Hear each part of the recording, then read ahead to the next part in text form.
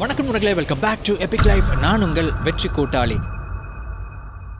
இன்றைய வீடியோ பதிவு 9 rules for young மென், இளைஞர்களுக்கான 9 விதி அப்படிங்கிற தலைப்பில் இளைஞர்களுடைய வாழ்க்கையில் ரொம்ப முக்கியமான பகுதிகளில் இந்தந்த விஷயங்களை மாற்றிக்கிட்டால் அல்லது இந்தந்த விஷயங்களை செஞ்சால் அவங்களுடைய வாழ்க்கை மேம்படும் அப்படிங்கிற அடிப்படையில் ஒரு 9 விதிகளை நாம் பார்க்க போகிறோம்.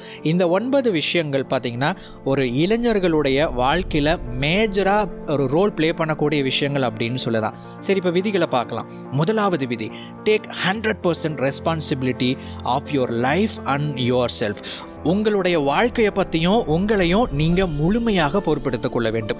பொதுவாக நம்முடைய நாட்டில் என்ன நடக்குது அப்படின்னு கேட்டிங்கன்னா, ஒரு அப்பா அம்மாவோ அல்லது பெரியவங்களோ ஒரு பொறுப்பில் இருப்பாங்க.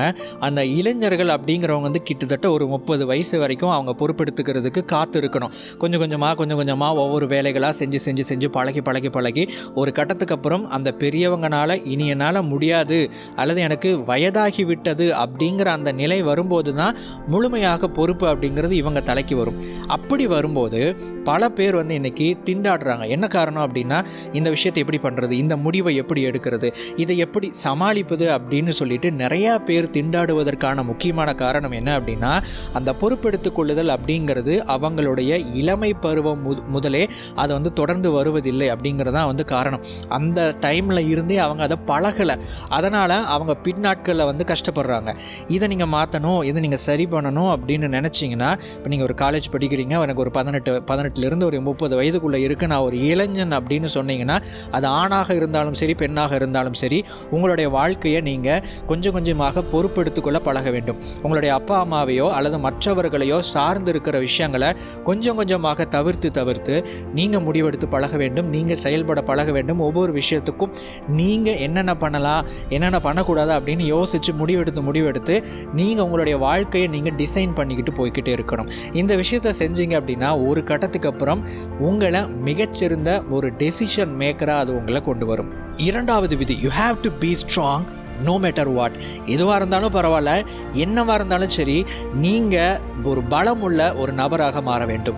உங்களுடைய உடம்பளவிலையும் சரி மனதளவிலையும் சரி. உடம்பளவில் எப்படி ஸ்ட்ராங் ஆகிறது, வலிமையுள்ள மனிதனாக மாறுவது, உடற்பயிற்சி மேற்கொள்வது, உங்களுடைய ஸ்ட்ரென்த்தை பில்ட் பண்ணுற மாதிரி, உங்களுடைய வலிமையை அதிகப்படுத்துகிற மாதிரியான உடற்பயிற்சிகளை நீங்கள் எடுத்துக்கொள்ள வேண்டும். நீங்கள் ஒவ்வொரு நாளும் அதற்கான சரியான உணவுகளை எடுத்துக்கொள்ள வேண்டும்.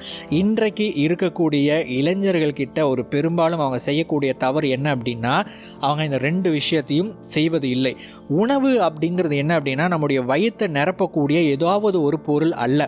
உங்களுடைய உடம்பை ஒரு பில்டிங் அப்படின்னு நம்ம கன்சிடர் பண்ணுறோம் அப்படின்னா, அதற்கு தேவையான ரா மெட்டீரியல் தான் அந்த உணவு அப்படிங்கிறது. அது சரியாக இருந்தால் தான் உடம்பு அப்படிங்கிறது, அதாவது பில்டிங் அப்படிங்கிறது ஸ்ட்ராங்காக இருக்கும். அதே மாதிரி உடற்பயிற்சி அப்படிங்கிறதும் உங்களுக்கு வலிமை சேர்க்கிற மாதிரியான உடற்பயிற்சிகளை நீங்கள் மேற்கொள்ளணும். அடுத்தது உங்களுடைய மனதை ஸ்ட்ரென்தன் பண்ணணும். நீங்கள் மனதளவில் நீங்கள் ஸ்ட்ராங் ஆகணும், வலிமை உள்ளவர்களாக மாறணும் அப்படின்னா நல்ல கருத்துக்கள், நல்ல சிந்தனைகள், உங்களுடைய சிந்தனைகளை தூண்டி விடுற மாதிரி வாழ்க்கைக்கு உபயோகமான கருத்துக்களை நீங்கள் உள்ளே போட்டுக்கிட்டே இருக்கணும். அதாவது ஒரு விஷயம் வரும்போது தான் நம்ம அதை சந்திக்கணும் அப்படின்னு கிடையாது. மனதளவில் ஒரு விஷயத்தை நீங்கள் முன்கூட்டியே நீங்கள் ப்ரிப்பேர் ஆகிக்க முடியும். எதுவாக வேண்டுமானாலும் சரி, அதுக்கு மனதளவில் முன்கூட்டியே நீங்கள் ப்ரிப்பேர் ஆகிறதுக்கு பேர் தான் நம்ம கல்வி அப்படின்னு நம்ம சொல்கிறோம். அதாவது முதல்ல நம்ம கற்றுக்கிறோம், ரெண்டாவது நம்ம செயல்படுறோம். இந்த கல்வி அறிவை நம்ம எப்படி எடுத்துக்கிட்டோம் அப்படின்னா, ஏதோ பிழைப்பதற்கான ஒரு கருவியாக நாம் இன்றைக்கி எடுத்துக்கொண்டோம். நம்ம காலேஜு ஸ்கூலெல்லாம் படித்து முடித்ததுக்கப்புறம் நம்ம எதையுமே கற்றுக்கொள்வது கிடையாது. நண்பர்களே, கல்வி அப்படிங்கிறது உங்களுடைய கடைசி வரைக்கும் போகக்கூடிய ஒரு விஷயம். நீங்கள் எதுவானாலும் சரி, முன்கூட்டியே நீங்கள் அதற்கு தயாராகி கொள்ள வேண்டும். நீங்கள் முன்கூட்டியே அந்த விஷயங்களை நீங்கள் படிக்க வேண்டும். முன்மாதிரிகள் என்று சொல்லப்படுகிற ரோல் மாடல்ஸை நீங்கள் ஸ்டடி பண்ணணும். ஸோ இந்த மாதிரி நீங்கள் முன்கூட்டியே மனதளவில் ப்ரிப்பேர் ஆகும்போது நீங்கள் மனதளவில் பலமுள்ளவர்களாக ஆகிறீர்கள். மூன்றாவது விதி, don't chase women will get attracted to you. இது ஒரு ஆணுக்கான விதி அப்படின்னு சொல்லலாம். பெண்களை தொடர்ந்து கொண்டே இருக்காதீர்கள், பின்னாடி போய்கிட்டே இருக்காதீங்க.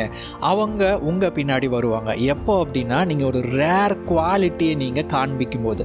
அது என்னது ரேர் குவாலிட்டி அப்படின்னா, உங்ககிட்ட மற்றவங்க கிட்ட, அதாவது மற்ற நபர்களிடம் இல்லாத அளவுக்கு ஒரு குவாலிட்டி, ஒரு தரம், ஒரு தகுதியை நீங்கள் வெளிப்படுத்தணும்.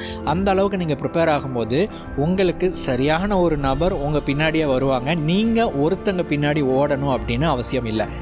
4வது விதி, your life purpose comes first, then everything else. உங்களுடைய வாழ்க்கையினுடைய நோக்கம் அப்படிங்கிற ஒரு விஷயத்துக்கு முன் வச்சு முதல்ல நீங்கள் போகணும். மற்றது எல்லாமே 2வது தான். அது என்னது வாழ்க்கையினுடைய முக்கியமான நோக்கம் அப்படின்னா, இந்த லைஃப் பர்பஸை பற்றி நீங்கள் நிறைய வீடியோஸ் பார்த்துருக்கலாம். உங்களுடைய லைஃபோட பர்பஸை கண்டுபிடிக்கணும், உங்கள் லைஃபோட பேஷன் என்ன அப்படின்னு சொல்லிட்டு கண்டுபிடிக்கணும் அப்படின்னு சொல்லிட்டு பெரும்பாலும் நிறைய பேர் சொல்கிறது என்னென்னா, அந்த பேஷனை கண்டுபிடிக்க முடியல, பர்பஸ் என்னால் கண்டுபிடிக்க முடியல அப்படிலாம் சொல்லிட்டு இருப்பாங்க. அதை கண்டுபிடிக்கிறது அப்படிங்கிறத ஒரு ஃபார்முலா போட்டுலாம் கண்டுபிடிக்க முடியாது, பேப்பர் ஒர்க் பண்ணியெல்லாம் கண்டுபிடிக்க முடியாது. அது உங்களுக்குள்ளே இருந்து உங்களுக்கே தோணக்கூடிய ஒரு விஷயம். நீங்கள் நிறைய விஷயங்களை ட்ரை பண்ணும்போது உங்களுக்கே அது தெரிய வரும். நீங்கள் எதையுமே ட்ரை பண்ணலன்னா எதுவுமே உங்களுக்கு தெரிய வராது.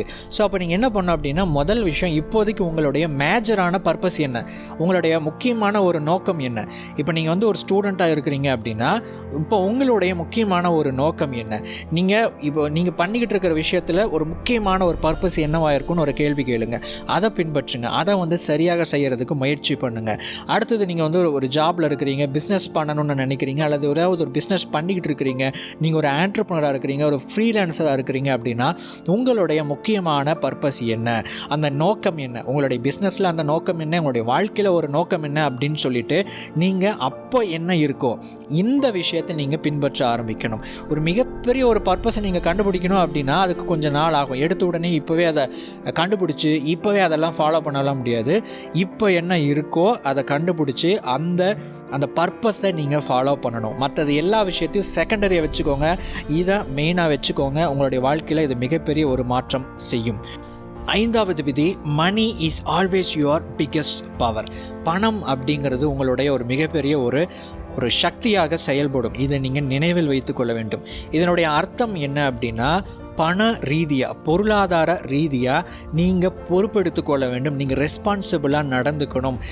தேவையில்லாத செலவுகளை தவிர்க்க வேண்டும். தேவையில்லாத பண விரயங்களை நீங்கள் தவிர்க்கிறதுக்கு முயற்சி பண்ணணும். தேவையில்லாமல் ரொம்ப ஈஸியாக பணம் சம்பாதிக்கிறது எப்படி, ஒரே நாளில் பணக்காரன் ஆகிறது எப்படி அப்படின்னு சொல்லிட்டு இந்த உங்களுடைய ஆசைகளை தூண்டி விடுற மாதிரியான விஷயங்களை சிக்கிக்கொள்ளக்கூடாது.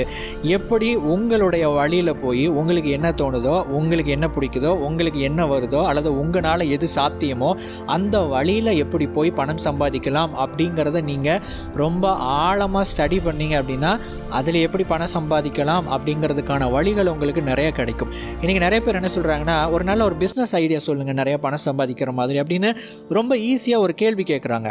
ஆனால் ஒரு உண்மை என்ன அப்படின்னா, எல்லா விஷயத்தை தெரிஞ்சு நம்ம பணம் சம்பாதிச்சிட முடியாது. மார்க் ஜோக்கர்பர்க் எடுத்துக்கோங்க. அவர் ஃபேஸ்புக்னு ஒரு விஷயத்தை ஸ்டார்ட் பண்ணார். இன்றைக்கி ஒரு ஆப்பை ஸ்டார்ட் பண்ணுறது, ஒரு வெப்சைட்டை ஸ்டார்ட் பண்ணுறது அப்படிங்கிறது ஒரு ஈஸியான விஷயம். எல்லாருனாலையும் இன்றைக்கி பண்ணிட முடியும். அதை பற்றி முழுசாக கோடிங் தெரியணும் அப்படின்னு கூட அவசியம் கிடையாது. அதை தெரிஞ்ச நபர்களை வச்சு வேலை வாங்கி ஒரு விஷயத்தை உருவாக்கிட முடியும். ஆனால் ஃபேஸ்புக் மாதிரி வர முடியுமா அப்படின்னா வர முடியாது. அப்போ நம்ம என்ன பண்ணணும் அப்படின்னா, நம்ம எல்லாருமே என்ன நினைக்கிறோம் அப்படின்னா, இவங்கள மாதிரி வரணும், அவங்கள மாதிரி வரணும், இவங்கள மாதிரி பணம் சம்பாதிக்கணும் அப்படின்னு சொல்லிட்டு மற்றவங்களோடு நம்மளை கம்பேர் பண்ணி நமக்கு இருக்கக்கூடிய சக்தியை, நமக்கு இருக்கக்கூடிய ஆற்றலை நம்ம கண்டுக்காமல் விட்டுக்கிட்டே இருக்கிறோம். நண்பர்களே, உங்களுக்குள்ள இருக்கக்கூடிய அந்த ரெஸ்பான்சிபிலிட்டியை வெளியே கொண்டு வாங்க. பண ரீதியாக பொறுப்பெடுத்து கொள்ளுங்கள். சரியாக எப்படி செலவு பண்ணணும், எந்தெந்த செலவுகளை தவிர்க்கணும், எப்படி பணத்தை இப்போ இருந்தே சிறு சிறு முதலீடுகளில் ஈடுபடுத்தணும் அப்படின்னு சொல்லிட்டு பணம் ரீதியாக என்னென்ன விஷயங்களை நீங்கள் சரியாக கடைபிடிக்கணுமோ அந்தந்த விஷயங்களை நீங்கள் சரியாக கடைபிடிக்க ஆரம்பிக்கணும். ஏன்னா பொருளாதாரம், பணம் அப்படிங்கிறது இன்றைக்கி மிகப்பெரிய ஒரு கருவி. பணம் இல்லை அப்படின்னா மிகப்பெரிய ஒரு திண்டாட்டத்தை சந்திக்க வேண்டிய ஒரு சிச்சுவேஷனும் இருக்குது. பணம் இருந்தால் ஒரு அளவுக்கு நம்முடைய சிச்சுவேஷன்ஸை, நம்முடைய சூழல்களை நம்ம சுமூகமாக கொண்டுட்டு போகிறதுக்கான விஷயங்கள் இன்றைக்கி நிறையா இருக்குது. அது ரொம்ப முக்கியம் அப்படிங்கிறதுனால நீங்கள் அதை கவனிக்கணும். 6வது விதி, the mature you will act the less complicated your life will be. அதாவது சில வாழ்க்கையை பொறுத்த வரைக்கும் நமக்கு வந்து சில டார்க் சைடு இருக்கும், நம்மளால் ஏற்றுக்க முடியாத சில பக்கங்கள் இருக்கும், நம்மளால் வந்து தாங்கிக் கொள்ள முடியாத சில பக்கங்கள் இருக்கும். நம்ம அந்த நேரத்தில் அந்த தருணங்களை நம்ம சந்திக்கும் போது அல்லது அந்த மாதிரியான விஷயங்களுக்கு நாம் கொஞ்சம் முன்கூட்டியே மைண்ட் அளவில் ப்ரிப்பேர் ஆகிக்கணும், அல்லது அதை நம்ம அக்செப்ட் பண்ணிட்டு போய்கிட்டே இருக்கணும். அதுதான் வந்து மெச்சூராக ஆக்ட் பண்ணுறது. மெச்சூராக ஆக்ட் பண்ணுறது அப்படின்னா மனதளவில் முதிர்ச்சி நிலை அடைந்த, அதாவது உடம்பளவில் கிடையாது, வயசு அதிகமாகிறது விஷயம் இல்லை, மனதளவில் நாம் எந்த அளவுக்கு பக்குவமாக யோசிக்கிறோம், பக்குவமாக சிந்திக்கிறோம், பக்குவமாக முடிவெடுக்கிறோம் அப்படிங்கிற சில விஷயங்கள் இருக்குது இல்லைங்களா. அந்த அடிப்படையில் ஒரு நபர் எப்படி நடந்துக்குவாங்களோ அந்த மாதிரி நீங்கள் நடந்துக்க ஆரம்பிக்கணும். 7வது விதி, லுக் யுவர் பெஸ்ட் ஆல்வேஸ். எப்பொழுதும் நீங்கள் ஒரு பெஸ்ட்டாக ஒரு தோற்றம் அளிக்கக்கூடிய ஒரு நபராக இருங்க. உங்களுடைய அறிவை மேம்படுத்துங்கள், நிறைய விஷயங்களை தெரிஞ்சு வச்சுக்கோங்க, நிறைய திறமைகளை வளர்த்துக்கோங்க. இதுக்கெல்லாம் டைம் எடுக்கும். ஒரு சின்ன ஒரு வீடியோ பார்த்துட்டெல்லாம் வந்து நிறைய அறிவை நீங்கள் பெற்றுக்கொள்ள முடியாது. நீங்கள் பார்க்குற வீடியோ வந்து ஒரு தவறான கருத்து இருக்கலாம், ஒரு சரியான கருத்து இருக்கலாம், அல்லது ஒரு சரியாக சொல்லப்பட்ட ஒரு கருத்தை நீங்கள் தவறாக புரிஞ்சுக்கலாம். அது எல்லாவற்றிலிருந்து நம்ம விலகி ஒரு கருத்து தவறாக இருந்தாலும் சரியாக இருந்தாலும் அந்த சிச்சுவேஷனுக்கு பொருந்தலை அப்படின்னாலும் நாம் அதை சரியாக புரிஞ்சுக்கிட்டு சரியாக ஒரு கனெக்டிங் த டாட்ஸ் அப்படின்னு சொல்லுவாங்க. நம்ம கற்றுக்கிட்ட சின்ன சின்ன பிட்ஸ் ஆஃப் இன்ஃபர்மேஷனை ஒரே தகவலாக ஒரே கோர்வையாக ஒன்றாக இணைத்து அதன் மூலமாக ஒரு புது ஆன்சர், ஒரு புது விடையை கண்டடையக்கூடிய ஒரு மனநிலைக்கு நாம் வரணும். அடுத்தது உங்களுடைய உடம்போட தூய்மை, உடல் தூய்மை, நம்முடைய போடக்கூடிய ஆடைகள் நல்ல தூய்மையான ஒரு ஆடையாக இருக்கிறது. உங்களுடைய பாடி லாங்குவேஜ், உங்களுடைய உடல் மொழி அப்படிங்கிறது நல்ல ஒரு உடல் மொழி தோற்றத்தை வெளிப்படுத்துகிற மாதிரி உங்களுடைய உடல் அமைப்பை நீங்கள் வச்சுக்கணும். உடல் மொழி அப்படிங்கிறத வந்து நான் எப்போவுமே வந்து நான் நேராக நிற்கணும், நான் நேராக நடக்கணும் அப்படின்னா எல்லாத்துக்கும் வந்து சாத்தியம் கிடையாது. முதுகெலும்பு வலிமையாக இருக்க வேண்டும், அப்போ தான் நீங்கள் நேராக நிற்க முடியும், நடக்க முடியும். அதுக்கு என்ன பண்ணணும், உடற்பயிற்சி பண்ணணும். அப்போ இந்த மாதிரி பலவிதமான விஷயங்களை நாம் வந்து பின்பற்றணும். அப்போ இந்த உடல் மொழியை பொறுத்த வரைக்கும் நம்ம என்னதான் நம்ம உடல் மொழி பாசிட்டிவான பாடி லாங்குவேஜை பற்றி நம்ம ஸ்டடி பண்ணாலும் நம்ம தெரிஞ்சுக்கிட்டாலும் எல்லா நேரத்துலையும் அந்த பாசிட்டிவான பாடி லாங்குவேஜை உங்களால் கொண்டுட்டு வர முடியாது. ஏன்னா அது வந்து அன்கான்ஷியஸ், உங்களுடைய ஆழ்மனதுலேருந்து வெளிப்படுத்தக்கூடிய ஒரு விஷயம். நீங்கள் இப்போ எப்படி ஃபீல் பண்ணுறீங்க, நீங்கள் கான்ஃபிடென்ட்டாக இருக்கிறீங்களா, நீங்கள் கான்ஃபிடென்ட்டாக இல்லையா அப்படிங்கிறத உங்களை அறியாமல் வெளிப்படுத்தக்கூடியது தான் உடல் மொழி. நீங்கள் இதில் வந்து ஃபேக்காக வந்து நீங்கள் நார்மலாக இருக்கும்போது நடிக்க முடியுமே தவிர ஒரு சீரியஸான சிச்சுவேஷனில் சரியான உடல் மொழியை நீங்கள் வெளிப்படுத்த முடியாது. உண்மையாகவே நீங்கள் இருந்தால் உடல் மொழியில் நீங்கள் அதை வெளிப்படுத்த முடியும். அப்போது உண்மையாகவே நீங்கள் அது இருக்க பார்க்கணும். நல்ல ஒரு மனநிலை, ஒரு நல்ல ஒரு கான்ஃபிடென்ட் நீங்கள் படிப்படியாக பயிற்சி பண்ணினாதான் ஒரு கட்டத்துக்கு அப்புறம், அதாவது சீரியஸான ஒரு சிச்சுவேஷனில் நீங்கள் கான்ஃபிடென்ட்டாக இருக்க முடியும். 8வது விதி, try to achieve self awareness. Self awareness அப்படின்னா உங்களுக்குள்ள என்ன நடக்குது. நீங்கள் கோபப்படும் போது நான் இப்போ கோபப்படுறேன், நான் இப்போ பொறுமையாக போகணுமா, கோபத்தை வெளிப்படுத்தணுமா. நிறைய பேர் சொல்லுவாங்க கோபம் அப்படிங்கிறது தவறு அப்படின்னு சொல்லுவாங்க. கோபம்ங்கிறது தவறு கிடையாது, சில நேரத்தில் அது சரியானதாகவும் இருக்கும்.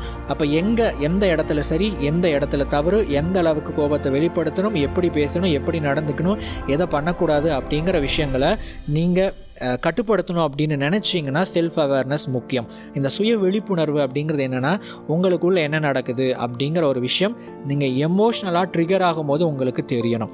உணர்ச்சி வசப்படும் போது உங்களுக்குள்ளே நடக்கிற விஷயத்த உங்களால் கவனிக்க முடிஞ்சால் செல்ஃப் அவேர்னஸோடு இருக்கிறீங்க அப்படின்னு அர்த்தம்.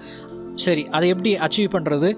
பேசிக்காக மெடிடேஷன் பண்ணணும். உங்களுக்குள்ளே என்ன நடக்குது அப்படிங்கிறத நீங்கள் ஃப்ரீயாக இருக்கும்போது நீங்கள் கவனித்து பழகணும். அதுதான் மெடிடேஷன். உங்களுடைய மூச்சை கவனிக்கலாம், உங்களுடைய எண்ணத்தை கவனிக்கலாம். இப்படி கவனிக்க நீங்கள் கவனிக்கிற அந்த தன்மை அதிகமாகும், அந்த அவேர்னஸ் ஸ்டேட் அப்படிங்கிறது அதிகமாகும். ஒரு கட்டத்துக்கு அப்புறம் உங்களுக்குள்ளேயே நீங்கள் கேள்வி கேட்க தோணும். நான் இப்போ கோபப்படுறேன்னா எனக்குள்ளே என்ன நடக்குது அப்படின்னு ஒரு கேள்வி வரும். அந்த கேள்விக்கான பதிலை நீங்கள் கவனிச்சிங்க அப்படின்னா உங்களுக்குள்ளே என்ன நடக்குது அப்படிங்கிற அவேர்னஸ் ஸ்டேட்குள்ளே உங்களால் போக முடியும். 9வது விதி, ஸ்பீக் லெஸ் லிசன் மோர். கம்மியாக பேசுங்க, அதிகமாக கவனிக்க ஆரம்பிங்க. காது கொடுத்து கவனிங்க, என்ன நடக்குது அப்படின்னு மனதளவில் அப்சர்வ் பண்ணுங்கள். ஒவ்வொருத்தரையும் அப்சர்வ் பண்ணுங்கள். 48 லாஸ் ஆஃப் பவரில் ராபர்ட் கிரீன் இப்படி சொல்லுவார், தேவைக்கும் குறைவாக பேசுங்கள் அப்படின்னு சொல்லிட்டு. நீங்கள் அப்படி பேசும்போது உங்களுடைய வீக் பாயிண்ட்டை நீங்கள் மற்றவங்களுக்கு தெரியப்படுத்தவும் மாட்டீங்க. அதே மாதிரி மற்றவங்களை நீங்கள் அதிகமாக அப்சர்வ் பண்ணவும் ஆரம்பிப்பீங்க. Observation is the best teacher. நீங்கள் ஒரு விஷயத்தை கவனித்து ஆராய்ந்து கற்றுக்கொள்ளக்கூடிய அந்த அறிவு இருக்குது பார்த்தீங்களா, அதுதான் சிறந்த ஒரு ஆசிரியர். அது உங்களுக்கு நீங்கள் மற்றவங்க கற்றுக்க முடியாத நிறைய விஷயங்களை உங்களை கற்றுக்கொள்ள வைக்கும், புரிந்து கொள்ள வைக்கும். இந்த 9 விதிகளை கொஞ்சம் திரும்பவும் நீங்கள் யோசிக்க ஆரம்பிங்க, திங்க் பண்ண ஆரம்பிங்க. நிச்சயமாக இது எது உங்களுக்கு சூட் ஆகுதோ அல்லது எந்த ஒரு விஷயம் உங்களுக்கு லேக் ஆகுதோ, எதை நீங்கள் பின்பற்றணும் அப்படின்னு தோணுதோ அதை மட்டும் எடுத்துக்கொள்ளுங்கள். எல்லாத்தையும் எடுத்துக்கணும் அப்படின்னு அவசியம் கிடையாது. 100 விஷயம் சொல்லுவோம், 1000 விஷயம் சொல்லுவோம், இந்த மாதிரி ஆயிரக்கணக்கான வீடியோஸ் வந்துக்கிட்டு இருக்கு. இது எல்லாமே எதுக்கு அப்படின்னா, உங்களுக்கு எது தேவையோ அதை மட்டும் நீங்கள் எடுத்துக்கொள்ள வேண்டும் என்பதற்காக. அடுத்த வீடியோ பதிவில் மேலும் ஒரு பயனுள்ள தகவலோடு உங்களை சந்திக்கிறேன். தேங்க்ஸ் ஃபார் வாட்சிங்.